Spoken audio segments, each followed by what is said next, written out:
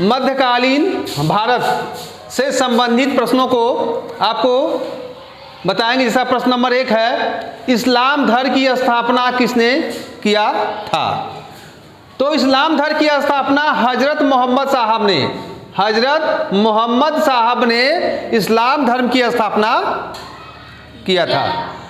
इस्लाम धर्म की स्थापना किसने किया था? हजरत मोहम्मद साहब।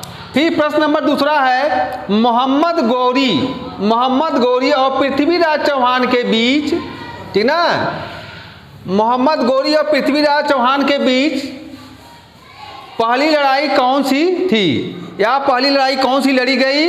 तो आप उसमें लड़ाएंगे तराइन का प्रथम युद्ध।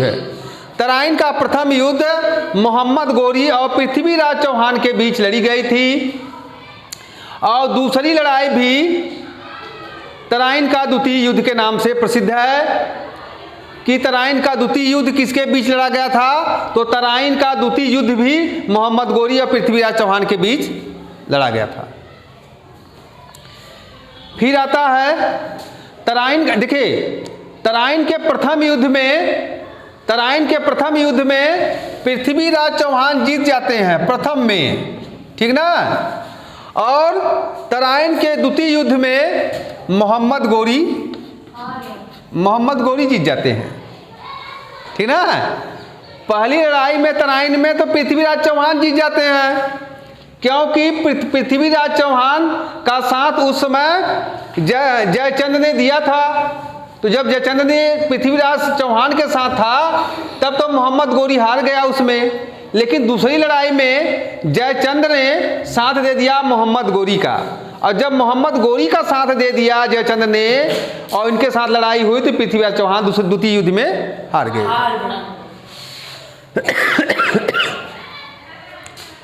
इसके बाद मोहम्मद गौरी और जयचंद के बीच भी लड़ाई हो गई। नहीं, इसमें लिखेंगे है क्या? जयचंद के बीच भी चंदावर का लड़ाई हुआ। देखो इसमें दिया है प्रश्न नंबर 3, मोहम्मद गौरी और जयचंद के बीच लड़ा गया युद्ध किस नाम से जाना जाता है? अब देखिए, जयचंद ने पहली लड़ाई में साथ दिया पृथ्वीराज चौहान का, तो मोहम्मद गौरी हार गया। तो पृथ्वीराज चौहान से मोहम्मद गौरी तो बच गए, भले हार गए, भाग गए, बच गए। लेकिन जब दूसरी युद्ध लड़ा गया मोहम्मद गौरी और पृथ्वीराज चौहान से, तो तराइन के द्वितीय युद्ध में जयचंद ने साथ दे दिया मोहम्मद गौरी का। और जब मोहम्मद गौरी का साथ दे दिया तो पृथ्वीराज चौहान को पकड़कर बंदी बना करके इसको मार दिया गया। फिर इसके बाद मोहम्मद गौरी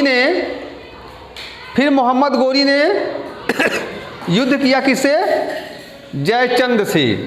अब मोहम्मद गौरी जयचंद से युद्ध किया, और जयचंद से जब युद्ध करता है तो इसमें भी जयचंद क्या होता है? लड़ाई में हार जाता है।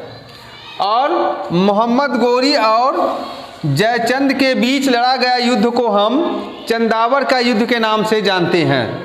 मोहम्मद गौरी और जयचंद के बीच लड़ी गई लड़ाई को हम चंदावर का युद्ध के नाम से जानते हैं। मोहम्मद गौरी और जयचंद के बीच लड़ी गए युद्ध को किस नाम से जानते हैं? चंदावर के नाम से। प्रश्न नंबर 4 है, ताजमहल किसने बनवाया? ताजमहल किसने बनवाया है? तो आगरा का जो ताजमहल है, शाहजहां ने अपनी पहली पत्नी नहीं थी। शाहजहां के पास 8 पत्नियां थी। शाहजहां को 8 पत्नियां थी, और उसमें मुमताज़ भी उसी में शामिल थी 8 में। जो मुमताज़ बेगम थी, शादी के बाद इस मुमताज़ बेगम को मुमताज़ महल का नाम दे दिया गया, मुमताज़ महल कह दिया गया। बहुत खूबसूरत थी मुमताज़ महल, और मुमताज़ महल से कुल 14 बच्चा पैदा हुए। शाहजहां ने अपनी पत्नी मुमताज़ महल से कुल 14 बच्चा पैदा किए थे, और 14वीं संतान जब पैदा होने लगा तो मुमताज़ महल ने शाहजहां को अपने पास बुलाया और बुलाकर कहा कि अब मैं बचने वाली नहीं हूँ, मेरी एक बात मानिए आप, कुछ ऐसे निशानियाँ बना देना, कुछ ऐसा महल बना देना, कुछ ऐसे चीज़ बना देना कि जो दुनिया में सबसे खूबसूरत हो। तो शाहजहां ने कहा ठीक बनवा देंगे। तो उसी के नाम पर ताजमहल के नाम मुमताज़ महल के नाम पर जो है शाहजहां ने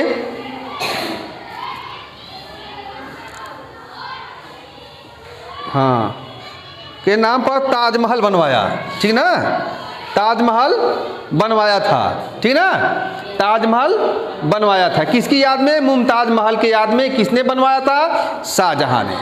शाहजहां ने अपनी पत्नी मुमताज़ महल के नाम पर ताजमहल बनवा दिया।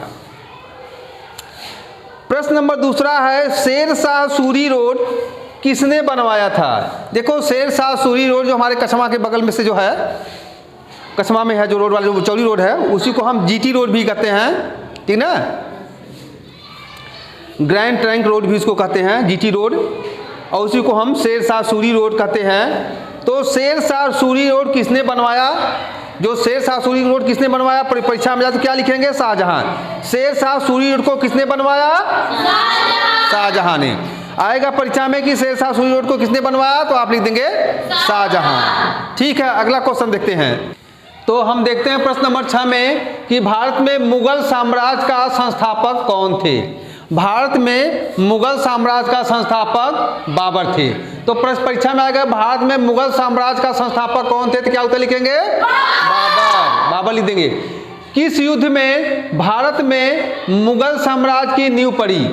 मतलब किस युद्ध से, वह कौन सा युद्ध लड़ा गया कि जिस युद्ध के बाद भारत में मुगल साम्राज्य की स्थापना हो गई? तो कौन सा युद्ध था? पानीपत। कौन सा युद्ध? पानीपत।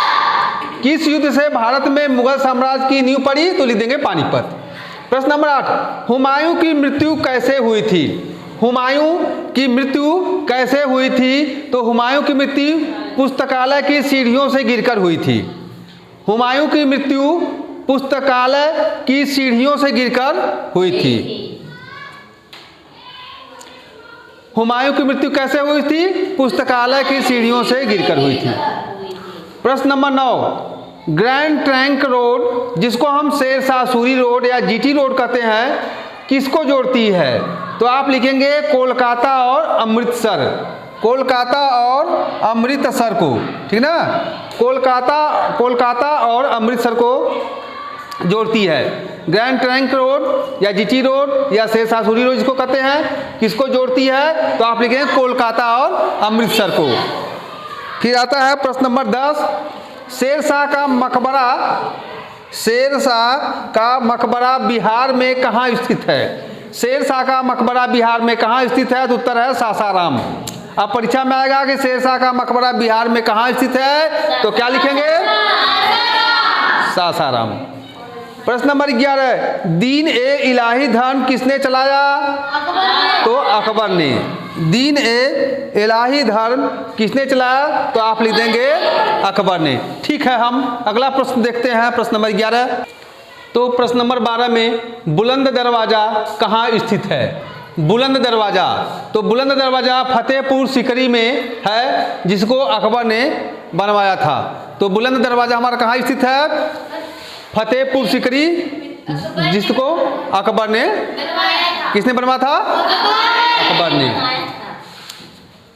किस राजपूत राजा ने अकबर की अधीनता स्वीकार नहीं की? तो महाराणा प्रताप ने। महाराणा प्रताप ने अकबर की अधीनता स्वीकार नहीं की। प्रश्न नंबर 14, हल्दी घाटी का युद्ध 1576 में किस किस के बीच हुआ? किस किस के बीच हुआ? हल्दी घाटी का जो युद्ध हुआ था वह अकबर और महाराणा प्रताप के बीच हुआ था।